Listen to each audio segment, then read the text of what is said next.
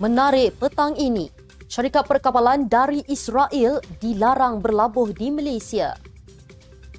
Rafizi jamin kerajaan tidak guna wang jana wibawa. Lim Kit Siang gesa Taqiyuddin mohon maaf. Lokman Adam sifatkan kerajaan perpaduan teguh dan tidak akan ditebuk. Cikgu Bart mahu kes rasuah tebatan banjir disiasat.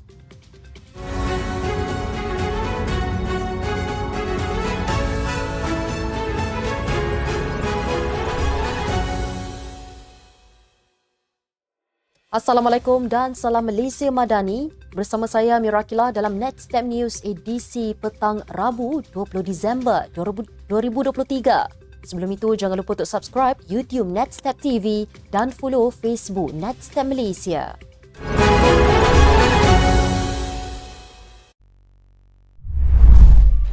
Berita sepenuhnya, syarikat perkapalan yang berpangkalan di Israel, ZIM, kini dilarang daripada berlabuh di mana-mana pelabuhan Malaysia, kata Perdana Menteri Datuk Seri Anwar Ibrahim. Dalam satu kenyataan pada Rabu, beliau berkata Kementerian Pengangkutan akan mengambil tindakan segera dengan mengenakan larangan kekal terhadap syarikat itu berkuat kuasa serta-merta.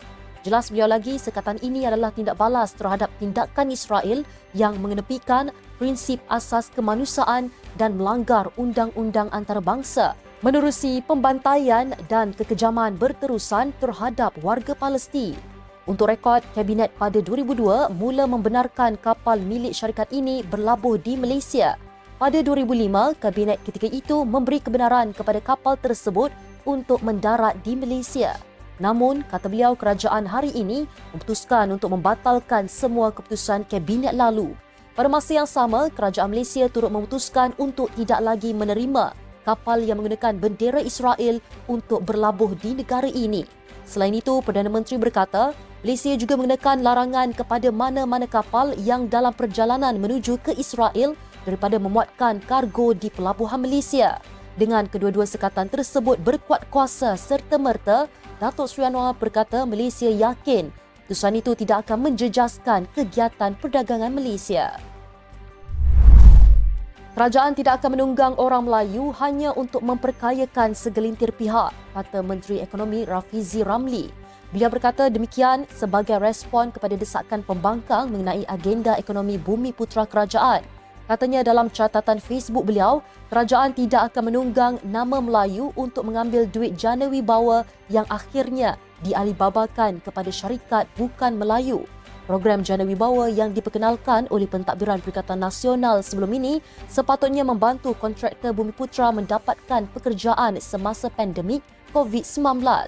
Bagaimanapun, ia bertukar menjadi skandal rasuah yang melibatkan beberapa pemimpin bersatu. Alibaba ialah satu bentuk amalan mengutip sewa dengan perniagaan yang memenangi projek dan kontrak kerajaan, mensubkontrakkan kerja sebenar kepada orang lain. Rafizi berkata semua kerajaan mendakwa mempunyai agenda ekonomi bumi putera. Bagaimanapun, walaupun ada yang melihatnya semata-mata melalui kacamata politik, Rafizi berkata keutamaannya adalah untuk meningkatkan sumbangan ekonomi bumi putera. Ini kerana katanya walaupun terdapat bilangan perniagaan bumi putera yang besar, sumbangan ekonominya tidak seiring. Menurut menteri itu, daripada lebih 1 juta entiti perniagaan di negara ini, hanya 3% adalah syarikat besar, manakala 2% lagi adalah syarikat bersaiz sederhana. Sekitar 15% adalah syarikat kecil, manakala baki 80% adalah perniagaan mikro. Daripada jumlah itu, sekitar 95% perniagaan berdaftar adalah operasi kecil dan mikro yang dikendalikan oleh Bumi Putera, katanya. Justru beliau berkata inilah sebabnya pendekatan baru diperlukan untuk memperkasakan ekonomi Bumi Putera. Beliau berkata daya saing dan kemandirian boleh dicapai dengan memberi tumpuan kepada 3P, Product, Problem, People. Katanya ini bermakna perniagaan perlu mencipta produk atau perkhidmatan untuk menyelesaikan masalah atau memenuhi keperluan pelanggan. Dan ini boleh dilakukan dengan mempunyai orang yang mahir yang mampu mencipta produk tersebut. Dengan berbuat demikian, katanya tragedi jana wibawa dapat dielakkan.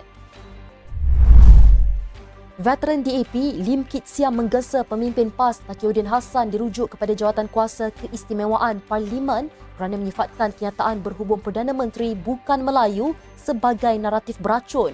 Lim juga menggesa Setiausaha Agung PAS itu memohon maaf dan menarik balik kenyataannya.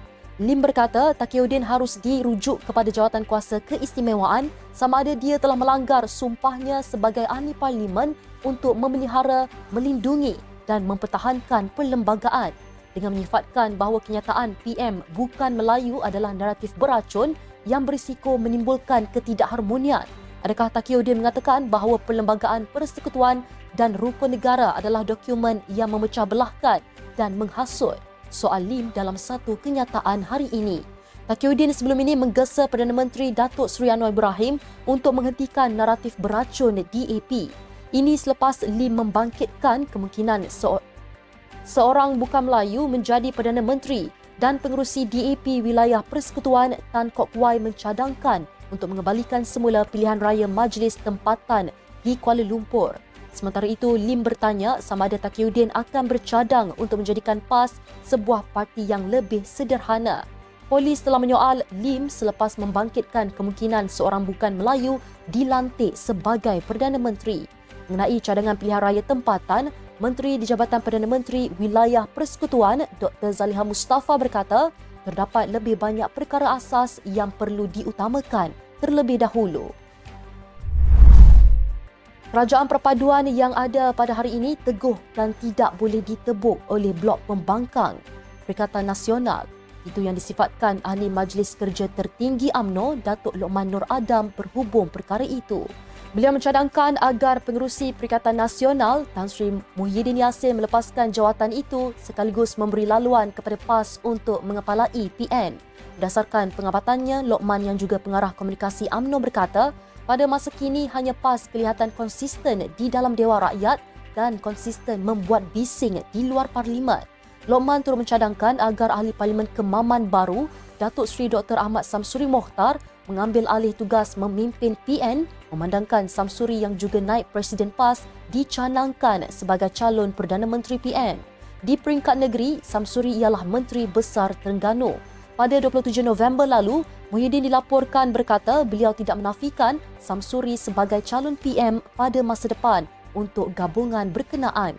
Beliau berkata ia adalah langkah strategi gabungan tersebut sekaligus memberi gambaran PN mempunyai ramai calon dan tokoh untuk diketengahkan.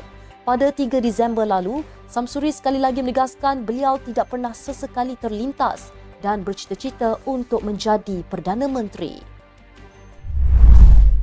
Ahli Jawatan Kuasa Penerangan Parti Pribumi Bersatu Malaysia, Badrul Hisham Syaharin atau lebih dikenali sebagai Cikgu Bad, menggesa siasatan dijalankan berhubung dakwaan kes rasuah rancangan tebatan banjir bernilai lebih 16 bilion ringgit. Menurutnya, difahamkan syarikat guaman di Klang dan Batangkali, Selangor juga terlibat dalam perjanjian projek tebatan banjir ini. Katanya dalam sidang akhbar di hadapan Ibu Pejabat Polis Daerah Dang Wangi pada Rabu, senarai komisen syarikat yang memperoleh projek dikehendaki bayar setinggi 8% di mana wang dimasukkan dari syarikat kepada akaun peguam sebelum diberikan kepada individu atau syarikat yang menjadi proksi. Beliau berkata jika disiasat pasti akan terbongkar kerana jelas projek bernilai ratusan hingga bilion ringgit antara proksi yang membuat perjanjian agar dibayar fee perunding cara kepada seorang individu yang menerima puluhan juta ringgit. Dakwa Cikgu Bad, individu ini ialah seorang pemandu di sebuah pihak berkuasa tempatan di Selangor. Beliau minta pihak polis siasat kes tebatan ini hampir 1 bilion ringgit daripada 16 bilion. Bocoran dikesan di mana ia sangat kritikal. Rasuah bukan sahaja membiak tetapi seolah-olah halal. Sekian untuk edisi petang ini. Ikuti perkembangan semasa isu-isu panas politik Malaysia setiap hari hanya di Netstep News. Jangan lupa untuk follow Facebook Netstep Malaysia dan subscribe YouTube Netstep TV. Netstep Malaysia menjangkau informasi, mengorak inspirasi. Saya Amirah Akilah. Assalamualaikum dan salam sejahtera.